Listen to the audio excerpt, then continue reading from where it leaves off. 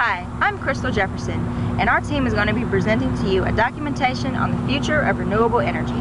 Throughout recorded history, man has been using the sun, the earth, wind, and water to heat homes and provide efficient means of farming their fields.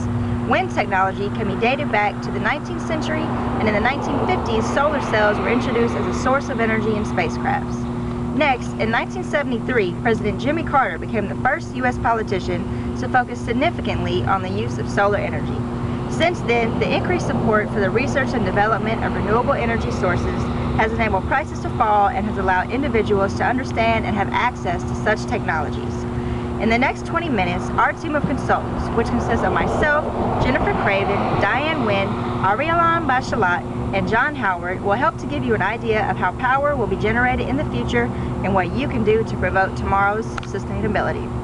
We hope to give you insight on how transformer plants like the one behind me will look like in the future. We will go next to Jennifer to discuss the economic impact on the changes in green energy. Hi, I'm going to talk to you about the future economic conditions. Wikipedia's definition of a green-collar worker is a worker who is employed in the environmental sectors of the economy. The green industry is already huge and it's growing. In 2006, renewable energy and energy efficiency technologies generated 8.5 million new jobs, about $970 billion in revenue, and more than $100 billion in industry profits. In December of 2007, President Bush signed the Green Jobs Act to train workers for green-collar jobs. Some positive impacts the green industry can have is that it can rebuild a strong middle class, provide pathways out of poverty, require some new skills, create local jobs, strengthen urban and rural communities, protect our health and the health of the planet. The future of the green industry is wide open. There are many jobs that can be created for the green industry. We are at the beginning of this industry, which can bring many more jobs to our nation. President Obama wants to put millions of jobs into the American economy with jobs that are in the green industry. Although he hasn't said which jobs he wants to create yet, it's on his agenda. Some future jobs that can be available are installing solar panels, wind field service technicians, residential energy audit, field audit. Since the green industry is very new, there are still many jobs that can be created for our economy and help our economy to grow. The green industry will change the way that Americans live, work, and play. It's an exciting and fun new industry to learn about, and we can't wait to see what the future has to offer. Next, we're going back to Crystal for the social culture changes. Concern among consumers is constantly growing as natural resources are being used up and the sustainability of our future standard of living is in question. Such concerns include the reliability on foreign energy sources, anxiety over global warming, and the state and federal agencies' increased push on Americans to regulate their consumption of gasoline, electricity, and natural gas. Values of the world's people will need to be refocused to an attitude of conservation and preservation, instead of that of the constant use of our natural resources. Beliefs towards climate change and the environment has even sparked worldwide attention with a groundbreaking case heard in the UK. According to the news website Telegraph, a man named Tim Nicholson was fired from his job as the head of sustainability at the property firm Granger. He was fired based on his views about the environment and conservation. Mr. Nicholson refused to travel by air, and this interfered with his duties at Granger.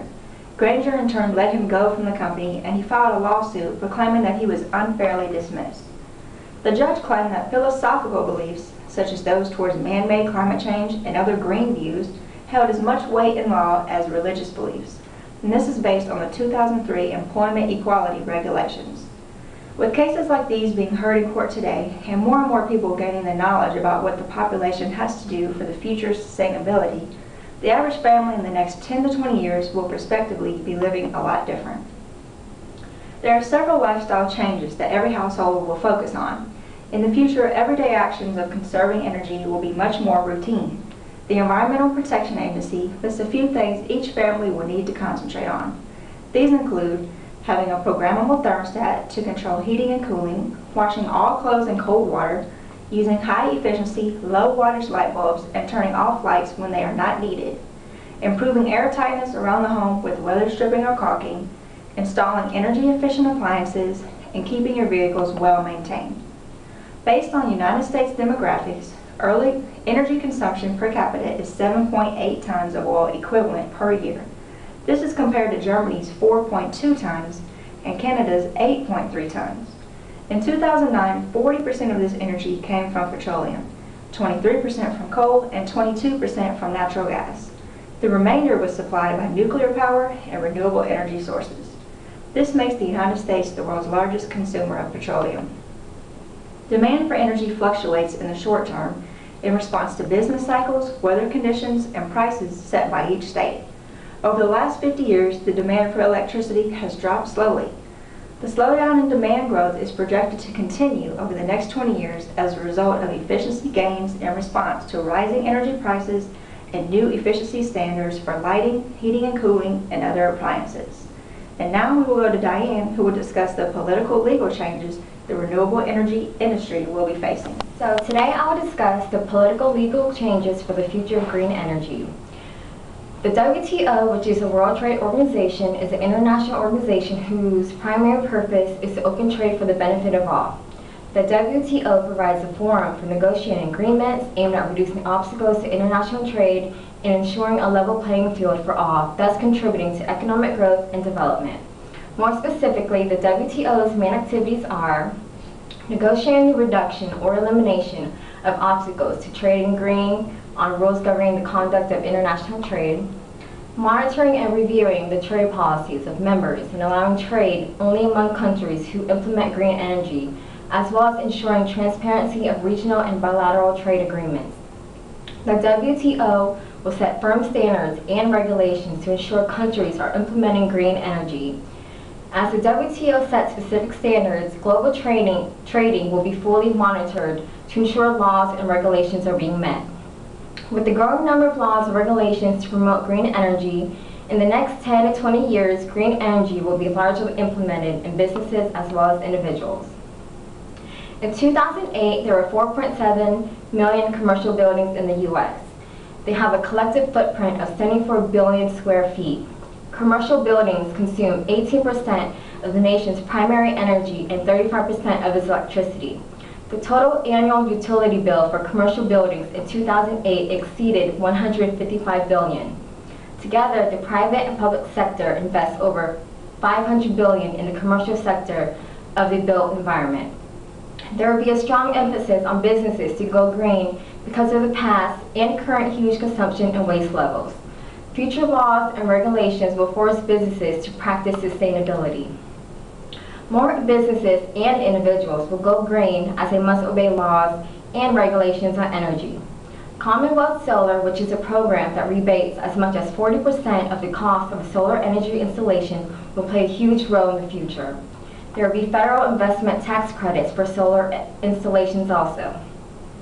A broad incentive is enhanced depreciation rates for properties that utilize solar, wind, and geothermal technologies. These may be depreciated over an accelerated 5-year period versus 7 to 39 years, allowing rapid recovery of energy investments. Government will also offer an array of residential and commercial rebate programs to utilize the construction of energy-efficient projects. Government will encourage the use of solar space heat and geothermal heat technology in new building construction by offering to cover 50 to 75% of incremental costs. Many states and even cities will have their own solar or wind rebates and subsidies in place. Green living tax incentives for businesses. Many financial incentives are in place for businesses as well. At the federal level, examples include an energy-efficient commercial building tax deduction, a business energy reduction tax credit, an energy-efficient appliance tax credit for manufacturers, and a new energy-efficient tax credit for new savvy builders. More energy-efficient building products will get some federal support.